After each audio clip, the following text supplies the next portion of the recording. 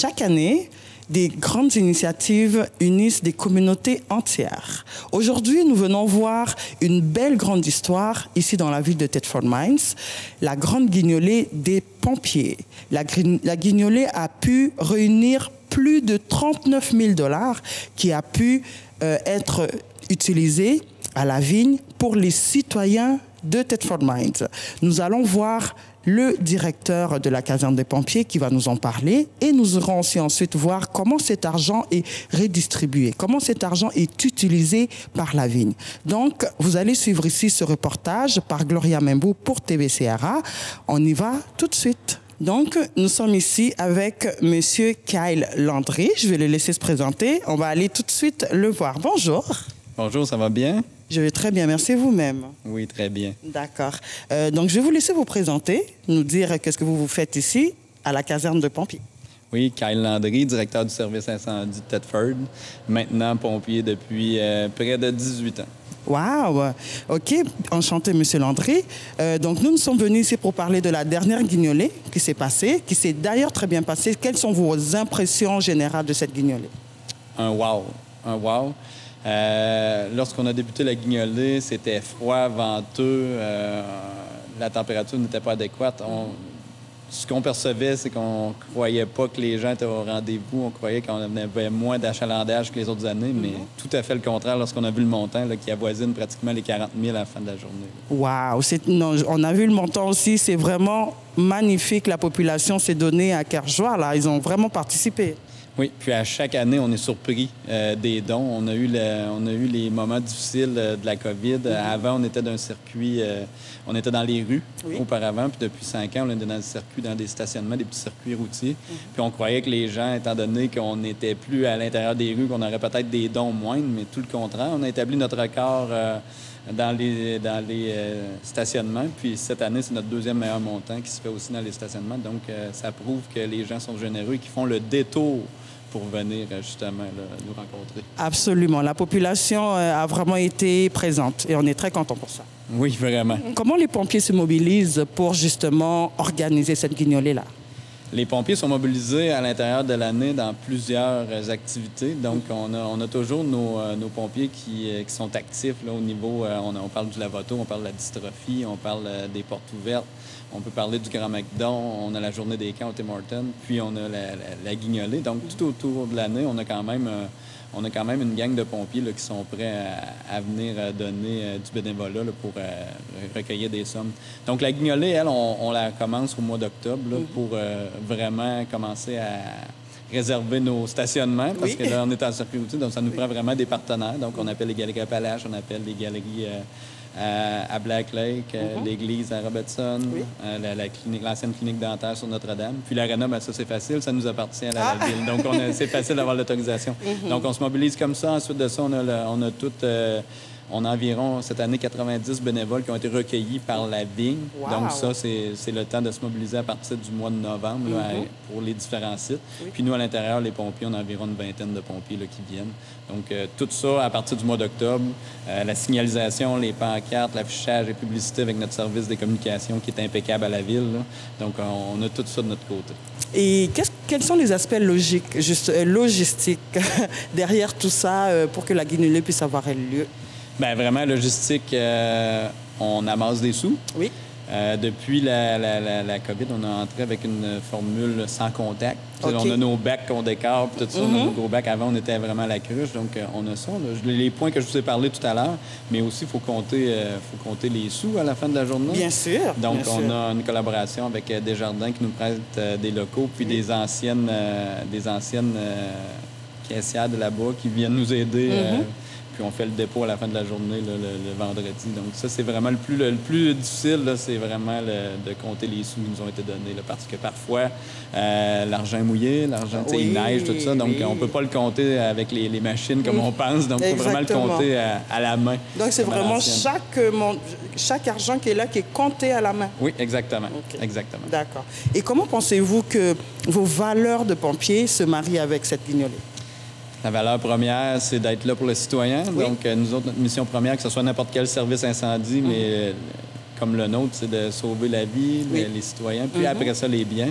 Mais là, on est à vraiment notre mission première, qui est le citoyen. Puis le citoyen dans le besoin avec l'indexation, tout ce qui est les sous, l'épicerie qui coûte de plus en plus cher, les familles qui ont de la misère. Nous autres, on est là pour donner. Donc, on recueille les sommes, puis nous autres, ça nous fait plaisir d'être en collaboration avec la vigne, justement, pour qu'est-ce qui est des l'épicerie. Surtout. Génial.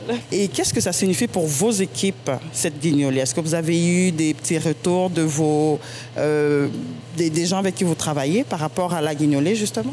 Ça signifie beaucoup parce que mon équipe vient me voir le vendredi. On a à peine terminé. Lorsque je sors de chez Desjardins, il faut que je garde le montant secret. Puis, pratiquement tous mes pompiers s'essaient à savoir le montant parce qu'ils ont hâte de savoir, justement, est-ce qu'on a battu le record, est-ce qu'on est dedans, tout ça.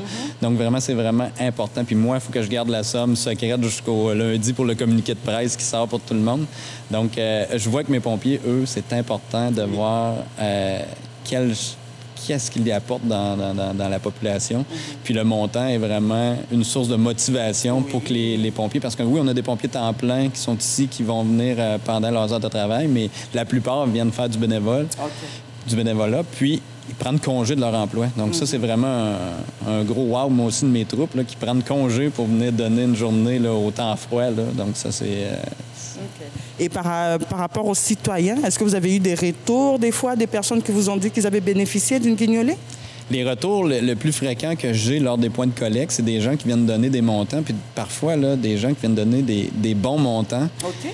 Puis on voit que c'est pas les personnes les plus riches, mais ils viennent donner des bons montants parce qu'ils trouvent que c'est important, parce que eux, dans le passé, disent avoir bénéficié de la banque alimentaire. Donc là, ils sont en mesure de se payer une épicerie, puis ils trouvent que c'est important. Des fois, ils ramassent leur argent toute l'année pour venir donner un don significatif.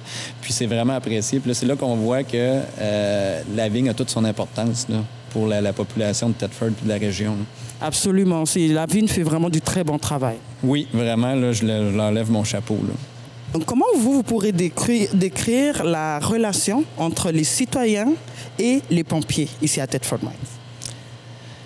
La relation, je crois, qu'elle est quasi parfaite, là, parce que vraiment, on s'implique dans plusieurs, comme j'ai dit tout à l'heure, on s'implique dans plusieurs activités.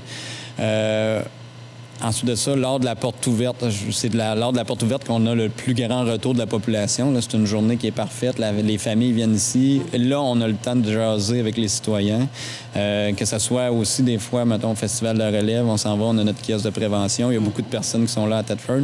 Donc, on sent vraiment le côté positif puis la vision positive que les citoyens ont du service.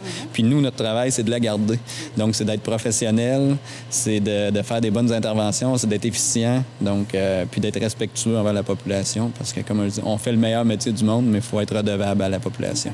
Et je peux dire que vous le faites bien, parce que quand on entend parler par les citoyens, justement, de notre service des pompiers, il y a toujours des bonnes choses à dire. En tout cas, jusqu'à maintenant, c'est ce que j'ai entendu.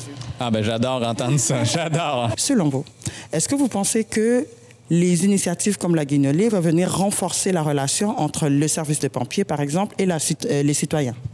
Bien, c'est sûr, parce que toutes les activités qu'on fait viennent vraiment mousser un peu notre vision positive.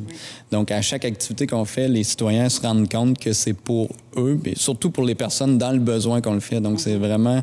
les sous vont vraiment à bonne place, puis je pense que ça renforce, oui, le lien avec les citoyens, parce qu'ils voient que, outre notre métier de pompier, on s'implique aussi dans la population, là, avec des actes comme ça.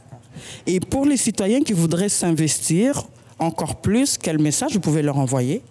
Ben là, présentement, suite à la guignolée, si vous avez des dons à faire, vous pouvez le faire sur le site de la vigne. Ça peut se faire des dons en ligne. L'année prochaine, le premier vendredi de décembre, c'est la guignolée.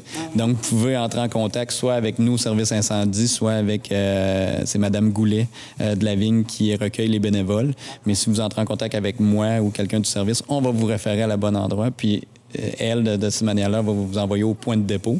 Donc, de venir nous aider 2 heures, c'est parfait parce que des journées froides, nous, on passe peut-être pratiquement 10-11 heures à l'extérieur pour recueillir, mais on a besoin de bénévoles aussi parce que ça se peut qu'on ait des appels, ça se peut qu'on quitte les lieux puis on gère ça en fonction, mais d'avoir tout le temps au moins 2 bénévoles avec nous à chaque site, bien, ça nous aide parce que si on a à quitter, bien, on est là. Donc, si vous êtes capable de faire 1 heure, 2 heures, 3 heures, si vous êtes capable de faire de la journée, tant mieux, mais juste 2 heures, là, ça nous aide tellement. Là. Est-ce que vous travaillez en collaboration avec d'autres organismes, justement, pour organiser tout ça? C'est vraiment là, avec la vigne qui s'occupe vraiment de rechercher les bénévoles. Puis comme je vous dis, souvent, il y a le club Rotary, puis Desjardins qui nous aide beaucoup. On passe des entrevues aussi on passe aussi avec le Plaisir 105.5 faire un petit peu de publicité avant, puis aussi avec le Courrier Frontenac. Là. Alors, comment vous pensez que ces collaborations-là enrichissent cette guignolée ou les activités que vous faites? Bien, je pense que ça devient de plus en plus dans la mémoire collective qu'on est le premier vendredi de décembre. Donc, rappelez-vous, le premier vendredi de décembre à chaque année, on est là pour vous. Donc, de faire la publicité avant, comme j'ai dit, avec le service de communication qui utilise le Facebook de la ville, que ce soit de passer à la radio, que ce soit un petit texte dans le courrier Frontenac, ça nous aide beaucoup. Notre entrevue en ce moment va nous aider, puis on l'apprécie. C'est pourquoi on le fait aussi, là. Donc, on oublie la gêne en ce moment, puis on fait l'entrevue. Donc, toute cette belle collaboration-là va enrichir là, notre futur pour les prochaines guignolées, puis nos prochaines collectes de fonds aussi qui peuvent se faire avec d'autres activités. Toutes les autres activités vont toujours aussi pour la population de la région. Toutes les sommes sont redistribuées à 100% pour la population de la région. Mais c'est déjà fini pour nous. Je vais vous laisser peut-être adresser un message à la population pour la fin. Bien, je vais dire merci beaucoup aux citoyens de la région, aux citoyens de Thetford de nous faire confiance comme service incendie. Je voudrais dire merci à vos dons. Ça fut notre 2e meilleure récolte. D'abord, c'est un wow total. Puis, j'aimerais remercier les bénévoles et nos bénévoles pompiers, parce que je le dis pas assez souvent, mais je veux le dire aussi à mes troupes. Merci d'être là lors de la guignolée. Il fait froid, mais on le fait pour la bonne cause. Puis merci, ça serait pas faisable sans... S'il manquait un acteur là-dedans, ça serait pas faisable. Donc, merci beaucoup. Puis, on se voit l'année prochaine. Et voilà, donc moi je vous remercie, M. Landry, de nous avoir accueillis ici dans votre caserne, aussi rapidement et aussi généreusement. Je vais vous souhaiter de passer une très belle journée. Merci à vous aussi. Merci. Merci. Voilà donc, mesdames et messieurs, les habitants de Thetford et des environs, comment s'est passée cette distribution de l'argent de la guignolée. Merci beaucoup de nous avoir écoutés et on se voit la prochaine fois pour d'autres histoires inspirantes.